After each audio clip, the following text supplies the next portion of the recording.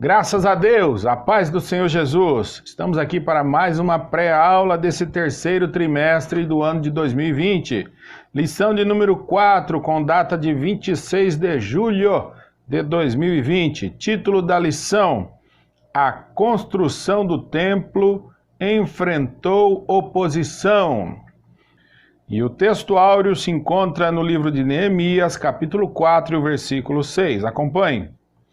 Assim edificamos o muro, e todo o muro se cerrou até a sua metade, porque o coração do povo se inclinava a trabalhar.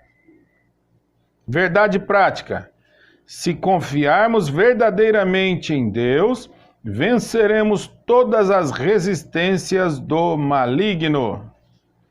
Leitura bíblica em classe. Esdras capítulo 4, versículos 7, 9 e do 11 ao 13, depois versículos 15, 16 e do 21 ao 24. Muito bem, eu quero pedir para os amados irmãos, você que não é inscrito no canal, se inscreva, é rapidinho aí, só um clique aí nessas letrinhas vermelhas, se inscreva no canal, cada novo vídeo que for postado aqui no nosso canal, você será avisado de primeira mão, tá bem? E por falar nos nossos vídeos, dê uma olhada aí dentro do canal, acesse o canal e veja que tem algumas playlists para você também estar usando algumas outras mensagens que temos aí e servirá com certeza para o vosso elevo espiritual. Compartilhe, lembre de compartilhar esta pré-aula, como qualquer outro vídeo do canal, estará nos ajudando. Deus abençoe. Vamos ao comentário. A introdução diz assim, meus irmãos: a vida espiritual dos judeus que haviam retornado do cativeiro seguia o que estava prescrito na lei de Moisés. Somente esperavam o momento de iniciar a reedificação do templo. O altar já havia sido restaurado. A festa dos tabernáculos já havia acontecido. O holocausto contínuo estava sendo oferecido cada dia, segundo você pode confirmar no livro de Esdras, capítulo 3, versículos 2 ao 4. E agora precisava, então, edificar o templo, construir novamente o templo. E eles estavam esperando o momento exato para iniciar essa reconstrução. O ponto central da lição diz: devemos manter a confiança em Deus apesar das circunstâncias. Nós vamos ver na lição de hoje que os judeus enfrentaram oposição na hora de reconstruir o templo. E o que é que fizeram diante dessa oposição? Tópico número 1 tem o título: Os alicerces do templo são lançados. Depois que os materiais para a construção do templo chegaram, segundo a concessão feita pelo rei Ciro da Pérsia, Zorobabel e os que haviam voltado do cativeiro lançaram os alicerces do templo. Primeiro subtópico diz assim: o lançamento dos alicerces foi celebrado com uma solenidade e louvaram ao Senhor com grande júbilo, com grande alegria, entoaram louvores a Deus.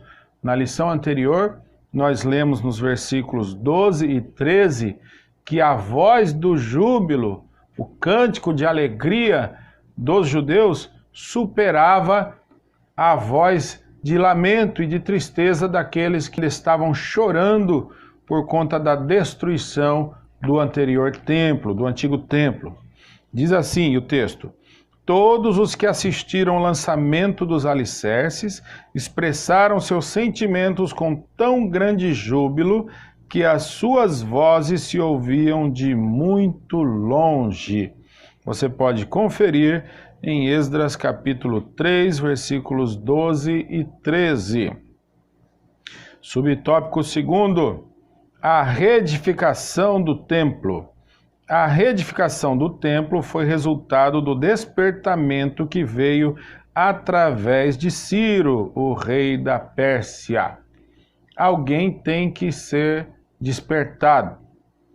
E nós comparamos aqui cada aula dessas, hoje já a lição de número 4 desse trimestre, E nós temos feito uma comparação desses dias que viveram a nação de Israel, o povo de Israel, com os dias atuais que vivemos aqui no Brasil.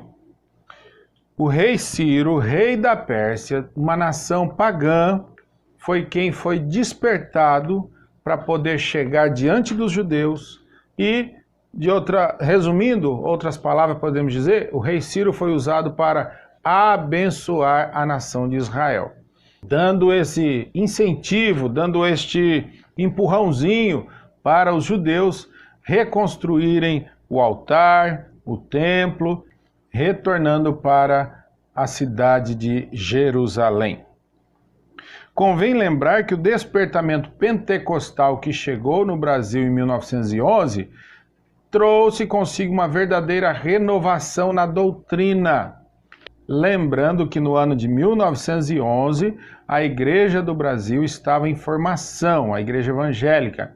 Já havia entrado no ano de 1902 o movimento dos calvinistas. Era agora a reforma chegando no Brasil, a reforma protestante chegando no Brasil. Mas já em 1911 acontece esse fenômeno, uma renovação da doutrina da igreja estabelecida por nosso Deus aqui na nação brasileira.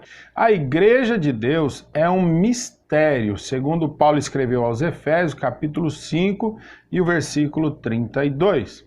Vamos ler? Diz assim, Efésios 5:32, grande é este mistério, digo-o, porém, a respeito de Cristo e da igreja. Muito bem, a igreja do Senhor, ela é vista como um mistério de Deus, que não pode ser compreendido pelo homem natural. O homem natural, ele ignora a existência da igreja, o porquê da igreja. Mas o homem espiritual sabe muito bem a necessidade e a importância da existência da igreja do Senhor Jesus aqui na terra. E aqui o nosso autor ainda divide em 3 pontos de observação aqui. Veja bem, letra A. O Espírito Santo ele quer salientar que Jesus em pessoa quer edificar a sua igreja e ele o faz conforme a palavra de Deus. A igreja santa, imaculada, ela tem que ser estruturada de acordo com a palavra do eterno Deus. É o nosso manual de regra e de vida e de prática. Letra B. O Espírito Santo quer gerar um sentimento de reverência pela igreja do Senhor, que é a morada de Deus. Aquele que sabe reverenciar a igreja do Senhor como um lugar santo, como uma instituição digna de respeito, ele com certeza tem as bênçãos de Deus sobre a vida dele. Porque o Espírito Santo ele quer que este reconhecimento sobre a igreja aconteça. A igreja do Senhor é a noiva do Cordeiro, é a noiva de Cristo. E o Espírito Santo tem a tarefa, a missão de preparar esta noiva, preparar a igreja. O Espírito Santo, sabendo que a igreja é noiva de Cristo, o Espírito Santo espera, no mínimo, que cada ser humano tenha respeito pela igreja, respeito pela noiva. Qual é o noivo que gostaria que a sua noiva fosse desrespeitada nas ruas da cidade, na sociedade, nas mídias, nas notícias, na política? Qual é o noivo que aceitaria desrespeito com a sua noiva? Da mesma forma, o Senhor Jesus não aceita que a igreja seja desrespeitada, perseguida, que a igreja seja envergonhada. E o Senhor Jesus está no céu à direita do Pai. Mas o Espírito Santo, a terceira pessoa da Trindade, está aqui na terra, juntamente com a noiva de Cristo, juntamente com a igreja, tendo ele esta missão de preparar a noiva e também cuidar dela. O Espírito Santo quer gerar um sentimento de reverência pela igreja do Senhor. Ela é o quê? A morada de Deus, a casa de Deus. Então, cuidado, não desonre a igreja do Senhor. Não levante blasfêmia contra a igreja do Senhor. Não levante pedras contra a igreja do Senhor. O preço a pagar pode ser muito caro. Letra C. O Espírito Santo quer adestrar a igreja porque ela é o instrumento da ação de Deus aqui na terra. Veja bem como o Espírito Santo tem essa função de guardião e também do preparador da igreja. Ele também está nos adestrando, treinando, nos colocando em prática. Tópico número 2. Os samaritanos opõem-se à construção do templo. A igreja precisa ser respeitada, reverenciada, entendida como uma instituição sagrada. A igreja não deve ser vista como uma instituição simplesmente física, jurídica. A igreja precisa ser entendida, enxergada, compreendida como uma instituição sagrada, propriedade do eterno Deus. E os samaritanos se levantaram contra a igreja, contra o povo de Deus. Os samaritanos se opuseram, vieram com um ar de queremos ajudar, estamos aqui para ajudar na reconstrução, conte conosco, mas na verdade aquilo era uma máscara, aquilo era fingimento. E depois então foi revelada a intenção dos samaritanos. Vamos ao texto. Subtópico 1. Entre os moradores da terra estavam os samaritanos. Lembra na lição anterior que nós falamos que os judeus, para retornar para Jerusalém, alguns deles ficavam assustados com essa ideia do retorno, porque sabiam que agora na terra onde eles um dia ocuparam, e agora estavam distante dessa terra por 70 anos de cativeiro, eles sabiam que esta terra agora havia sido ocupada por povos cruéis, e um desses povos eram os samaritanos. Vejamos aqui no texto quão traiçoeiros foram os samaritanos. Quando Nabucodonosor levou o reino de Judá cativo para a Babilônia, os samaritanos passaram a morar na terra, ocuparam a terra. Estes eram descendentes de uma mistura de gente que o rei da Assíria tinha deslocado para as cidades da Samaria, depois de ele ter levado as 10 tribos do reino do norte em cativeiro para a Assíria. Eram pagãos que haviam sido ensinados acerca do Deus de Israel. Veja bem, a fé deles agora era misturada. Tinham suas práticas do paganismo, mas haviam sido ensinados acerca do Deus de Israel. E estavam divididos, sem saber em o que ou quem acreditar. Assim, os samaritanos continuavam servindo a seus deuses do paganismo, mas também temiam ao Senhor de Israel. Segundo Reis, capítulo 17, do 23 ao 33. Subtópico 2. Os samaritanos tentam frustrar a construção do templo. Infelizmente, às vezes acontece, já aconteceu com vários de nós, às vezes a gente está tão focado em algum trabalho para o Senhor Deus, algum trabalho na obra do Senhor, mas aparecem aqueles para levantar oposição, não ajudam e findam atrapalhando. A maldade dos samaritanos levou-os a enviar uma carta ao rei da Pérsia, contendo acusações mentirosas contra os judeus. O rei que recebeu aquela carta não conhecia bem o assunto e mandou parar a obra. Veja bem o nível da maldade dos samaritanos, a inveja daquele povo. se levantaram realmente para atrapalhar o andamento da construção. Olha o que diz aqui no dicionário Wycliffe, página 1748, acerca dos samaritanos. Os descendentes desta população mista desejaram ajudar Zorobabel na construção do templo, afirmando que adoravam ao mesmo Deus.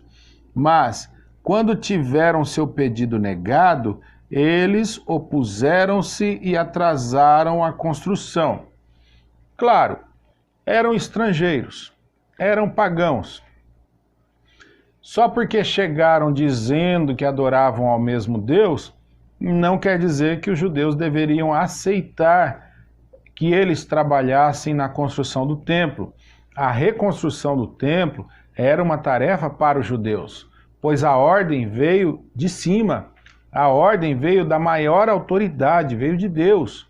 Então eram os próprios judeus, era o povo judeu que deveria trabalhar. E agora os samaritanos já sabiam que não seriam aceitos, mas eles queriam um pretexto para causar essa polêmica e enviar uma carta cheia de mentiras para o rei. Seguindo aqui a leitura. Depois que Neemias começou a reconstruir os muros de Jerusalém, este servo do Senhor sofreu uma forte oposição de Sambalate, Gesem e Tobias. Então se levantaram esses 3 rebeldes contra o povo de Deus, contra a construção. Foi uma terrível traição. Sambalate era governador de Samaria e liderou essa conspiração e esta rebelião contra o povo de Deus e, com isso, interrompeu a obra da reconstrução do Templo de Jerusalém.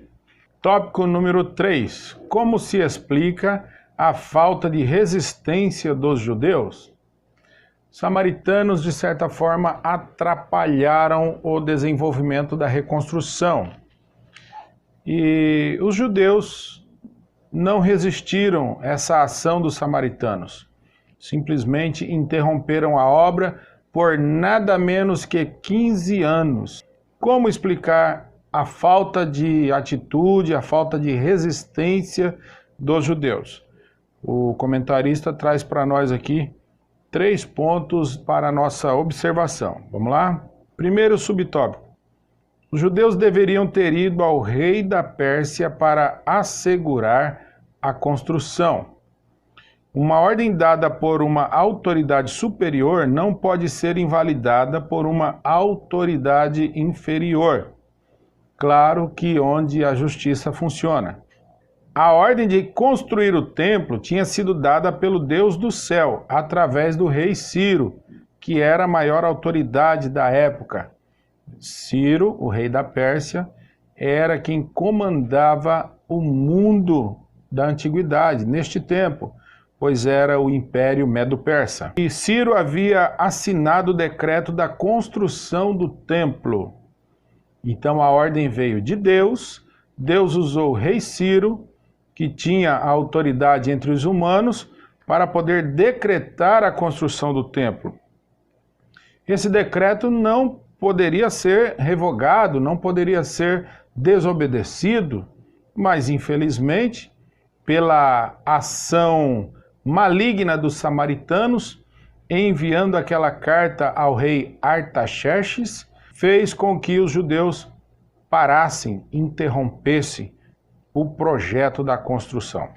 Onde a justiça funciona de verdade, existe sempre a lei superior, a lei máxima. A Constituição Federal de qualquer nação, ela é superior a qualquer novo decreto. Para chegar num consenso e estabelecer uma Constituição Federal de qualquer país, são feitas algumas assembleias constituintes, onde parlamentares irão discutir sobre leis para reger aquela referida nação. Chega-se no consenso, e leva à aprovação, à votação, e sendo aprovado, estabelece a Constituição Federal daquela nação. Subtópico número 2. Os judeus deveriam ter recorrido a Deus. Toda a história dos judeus é rica de exemplos de como Deus ajudou seu povo em tempos difíceis. Tempos difíceis levam o povo a orar, a depender de Deus. E nós temos aqui alguns exemplos colocados pelo comentarista. Veja bem, nos dias do rei Ezequias, o primeiro exemplo. Judá foi cercado pelo exército do rei da Assíria, que ameaçava fazer com Judá o que já havia feito com o reino de Israel, levá-los em cativeiro. Nesta hora de perigo, o rei Ezequias buscou ao Senhor e foi ouvido através de suas orações. Pois um anjo feriu o arraial dos assírios, destruindo de uma só vez 185.000 soldados, adversários, inimigos. A igreja do Senhor em oração, ela move a mão de Deus. Deus é o mesmo Deus de hoje. Ele não mudou. Se a igreja se colocar na posição para orar na dependência de Deus, Deus vai agir. E ai daquele que tocar na menina dos olhos do Senhor. Ai daquele que tocar na igreja do Senhor, como já falamos aqui nesta aula. A igreja é santa. A igreja é uma propriedade do Senhor Jesus Cristo. E o Espírito Santo está como guardião da igreja do Senhor. Seguindo, o segundo exemplo aqui colocado pelo escritor, pelo comentarista, é a letra B. Nos dias do rei Josafá, ameaçados pelos amonitas e pelos moabitas, os habitantes de Judá foram convocados pelo rei para pedirem socorro ao Senhor. Vamos ver aqui na Bíblia, segundo livro das Crônicas, capítulo 20. A sugestão aqui para que o amado melhor entenda é do versículo 1 até o versículo 24, mas para não tomar tanto tempo, somente os 2 últimos versículos deste contexto. Diz assim: porque os filhos de Amon e os filhos de Moabe se levantaram contra os moradores das montanhas de Seir para os destruir e exterminar, acabando eles com os moradores de Seir, ajudaram uns aos outros a destruir-se. Versículo 24. Entretanto chegou Judá à atalaia do deserto e olharam para a multidão, e eis que eram corpos mortos que jaziam em terra, e nenhum escapou. Nenhum escapou. Glória a Deus. Então é assim, a igreja dependendo de Deus, buscando ao Senhor Deus em oração, nada ficará diante da igreja do Senhor Jesus. Nada, nenhum inimigo que se levante contra a igreja do Senhor permanecerá de pé, desde que a igreja esteja em oração. A igreja pode estar espalhada, cada um no seu lar, mas a oração, ela nos faz unidos pela presença do Espírito Santo, que é quem recolhe as orações e leva até a presença do eterno Deus. Graças a Deus. Aqui nós vemos, depois o amado leia todo esse contexto aí do capítulo 20 de 2 Crônicas, em especial aí do versículo 7 até o versículo 12, a oração desses judeus, dependendo de Deus, acreditando que Deus poderia defendê-los de seus adversários, de seus inimigos. E a resposta vem, a defesa chega aí no versículo 23. Estes das montanhas de Seir haviam se unido aos amonitas e aos moabitas contra os judeus. Deus coloca uma confusão entre esses 3 povos e eles se matam entre si. E a Bíblia está dizendo que não escapou nenhum. Glorificado seja o nome do nosso Deus. Na sequência, vai nos dizer assim: Os muitos exemplos da ajuda de Deus no passado deveriam ter inspirado os líderes do povo à resistência a esta maldade dos inimigos dos judeus. Esses relatos do passado deveriam servir de inspiração para esses judeus prejudicados pelos samaritanos, impedidos de trabalhar na obra da reconstrução do templo.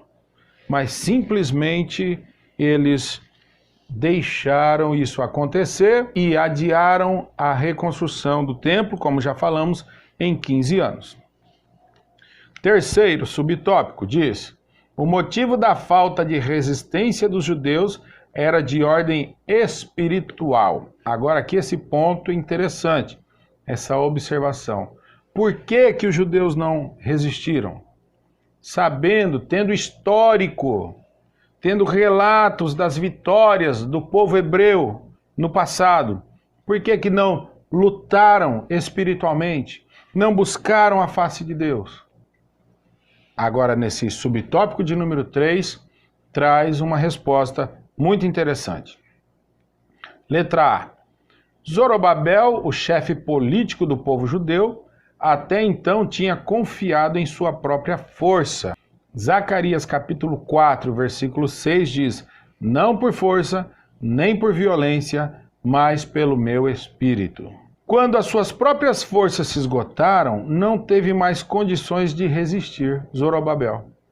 Não teve mais condições de lutar, de batalhar, sentindo-se inteiramente desarmado diante do inimigo.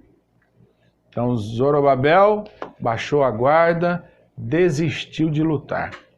Era o chefe político. As investidas da oposição foi tão grande que o líder político do povo judeu entregou os pontos e desistiu de lutar. Letra B. Josué, o sumo sacerdote e líder religioso do povo, estava com suas vestes manchadas. Este fato tirou dele toda a autoridade espiritual.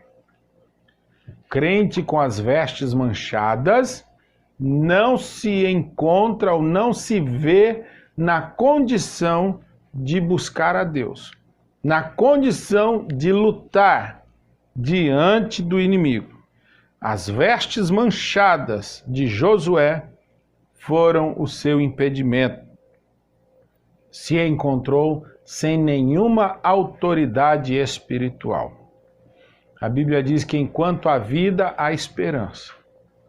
Se humilhar e orar, se converter dos seus maus caminhos, buscar o arrependimento, buscar o perdão de Deus, Deus ouvirá do céu, perdoará os nossos pecados, sarará nossa terra. Glória a Deus. O caminho é este: a humildade, o reconhecimento das falhas, o arrependimento leva até a pessoa do eterno Deus e renova a autoridade, renova a unção dele sobre a vida de qualquer liderança, seja liderança política, seja liderança espiritual. Ainda diz assim: diante do problema causado pelos inimigos, ele não tinha fé para buscar a ajuda divina. Uma vez que o mistério da fé é guardado em uma pura consciência, conforme Paulo disse na sua carta a Timóteo, capítulo 3, o versículo 9. Aqui no subsídio teológico diz assim: só conseguiremos fazer a sua obra se formos capacitados pelo Espírito Santo. Sem a presença, sem a vontade, sem a capacitação do Espírito Santo nas nossas vidas, não adianta nem tentar fazer a obra de Deus, que vai dar tudo errado. Então, busquemos a unção do Senhor Espírito Santo. Ele é Senhor. Que Ele venha nos capacitar, que Ele venha nos preparar, que Ele venha nos adestrar, como disse o escritor, nos adestrar, nos treinar para a obra que o Senhor preparou para que a igreja realize. Glória a Deus. Somos igreja. Eu, os irmãos, somos igreja. E Deus conta com cada um de nós para que a obra seja realizada. Tópico número 4. A reação dos samaritanos quando os judeus cessaram a obra. Agora sim, os samaritanos enviam a carta cheia de mentiras para o rei Artaxerxes e ficam aguardando de forma festiva. Claro que comemoraram, porque ali era uma aparente derrota, uma breve derrota dos judeus. De que forma eles reagiram e de que forma também os judeus reagiram quando viram que a construção foi interrompida. Primeiro subtópico, a tristeza dos judeus. O povo em geral tinha desde o início da construção acompanhado o trabalho com simpatia.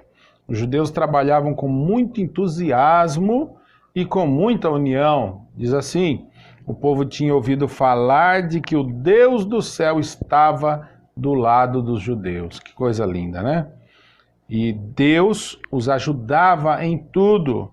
E agora, onde estava o Deus dos judeus?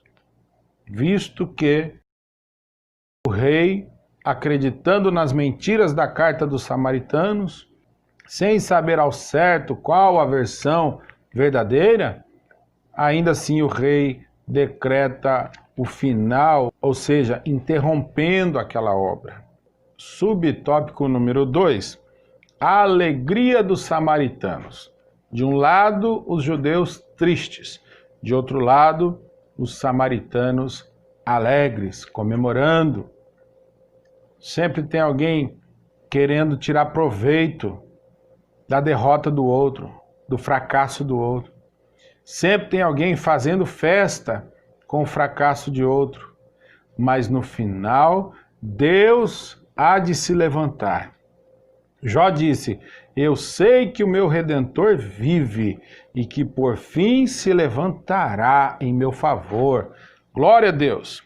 Mas vamos ver aqui, samaritanos comemorando, os samaritanos estavam felizes. A alegria dos samaritanos. Os inimigos dos judeus regozijavam-se grandemente. Certamente os conselheiros foram parabenizados pela sua sábia, competente ação. Porém, o gozo dos ímpios é de pouca duração. Glória a Deus. Amém. Vou repetir. Porém, o gozo dos ímpios é de pouca duração.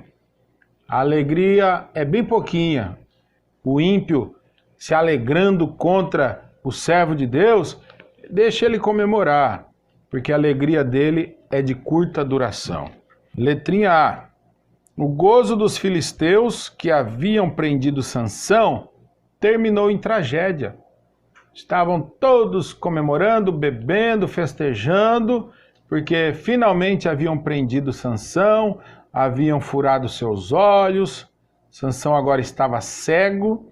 E o que acontece? Sansão se arrepende, ora ao Senhor Deus, pede que Deus novamente permita que o Espírito Santo dominasse ele, dominasse o ser de Sansão, do homem Sansão, pela última vez.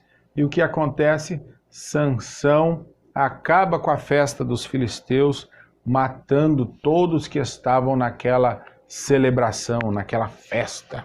Então, esta comemoração teve curta duração e terminou em tragédia. Pessoas que estão aplaudindo o que está acontecendo com a igreja no Brasil. Precisa tomar muito cuidado para não tocar na igreja do Senhor. Não se levantar contra a noiva do Cordeiro. Letra B. A alegria dos sacerdotes que alugaram Judas para atrair Jesus foi de curta duração. Com a ressurreição de Jesus, seus problemas se agravaram. 3 dias depois da morte do Senhor Jesus, ele ressuscita.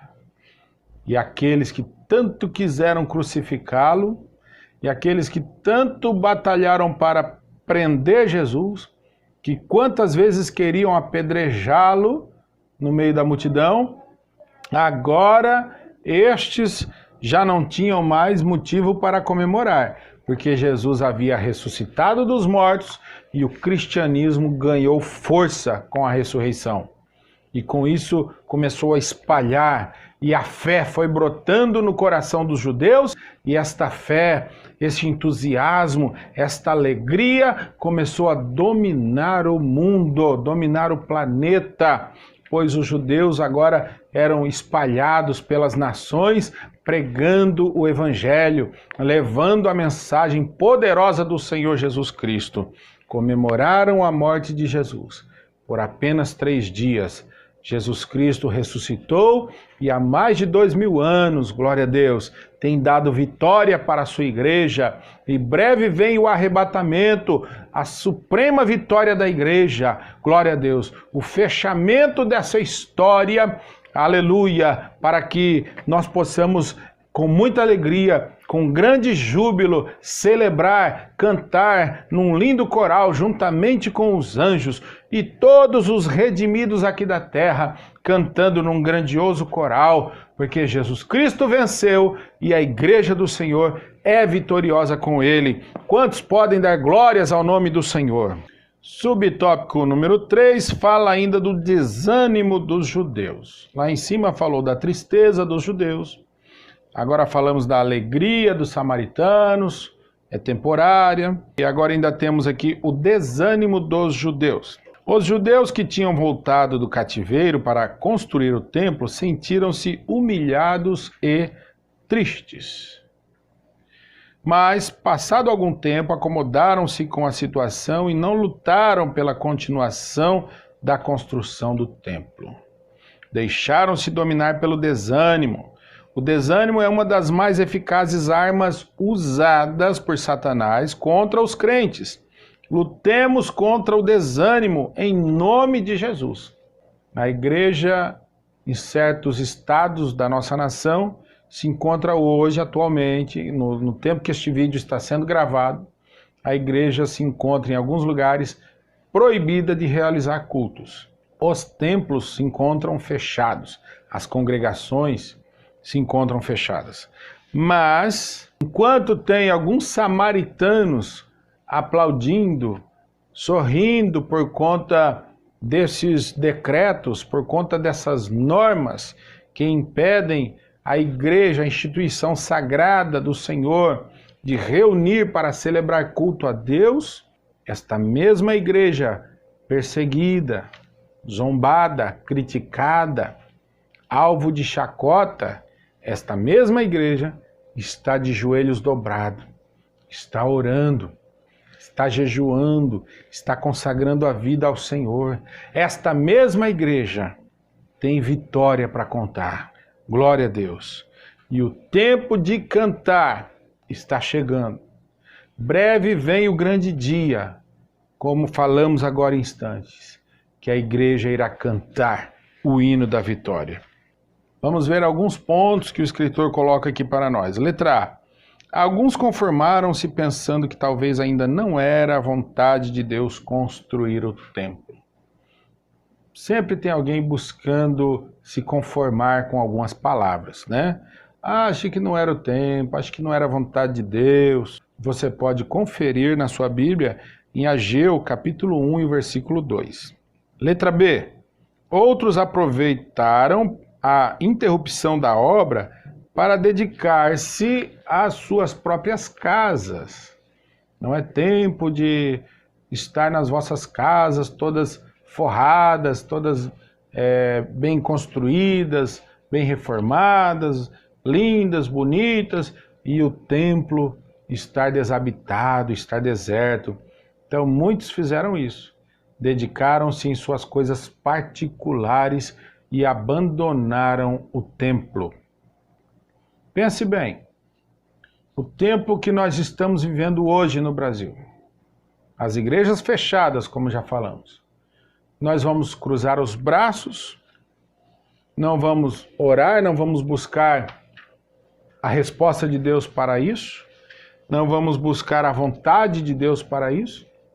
Simplesmente cruzar os braços e cuidar, cada um cuidar da sua vida pessoal, material, se esquecendo que Deus estabeleceu a igreja?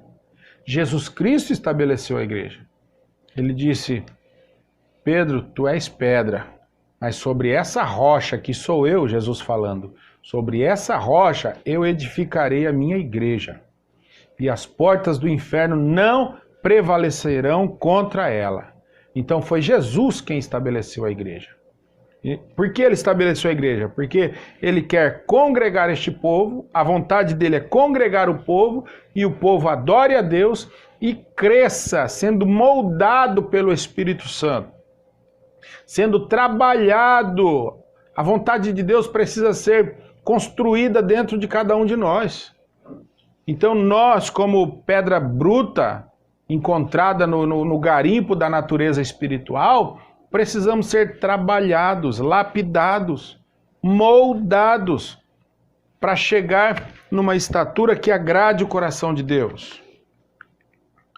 Aí diz assim: outros chegaram a faltar com as suas obrigações espirituais, deixando de contribuir para a casa de Deus.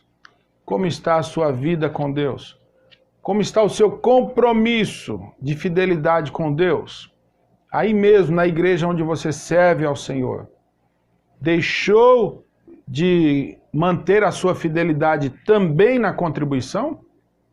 Muitos nem acompanham o culto online que várias igrejas disponibilizam pelas redes sociais. Muitos já nem acompanham.